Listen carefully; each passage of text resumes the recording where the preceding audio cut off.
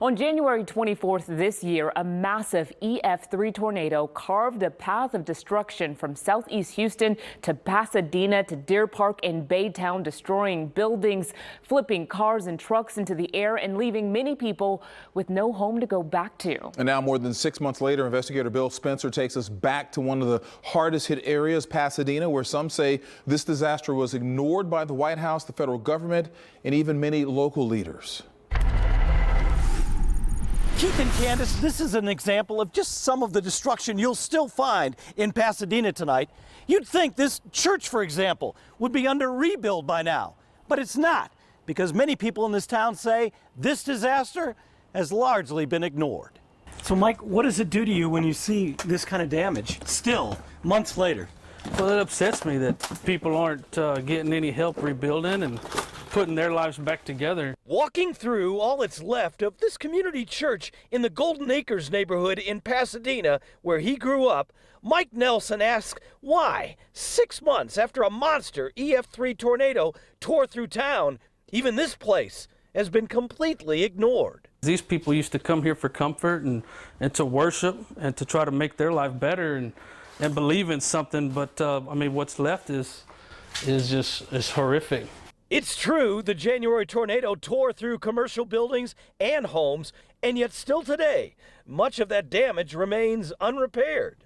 Mike himself had to move his wife and 2 daughters out of the house they were renting because of the storm damage, but he says he got absolutely no help from the government.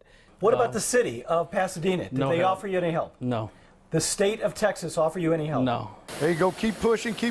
Almost there. Chris Duke, owner of CrossFit South Belt, had his entire gym destroyed by the storm. He's now operating out of a building donated by some friends, and he too says more help is needed. I know in hurricanes they give all kinds of help. I wish they would help more. It'd help us out greatly as a community. As for what has been done, on January 26th, Governor Abbott issued a disaster declaration. Days later, Texas A&M University sent volunteers to help first responders with debris cleanup. On February 7th, the governor then asked President Joe Biden to issue a presidential disaster declaration, opening the door for millions in federal FEMA money. But that request was denied. In March, the Small Business Administration began offering physical damage loans to homeowners and to businesses. And to date, 88 loans have gone out to homeowners, 16 loans to business owners, for a total of $5.7 million in aid.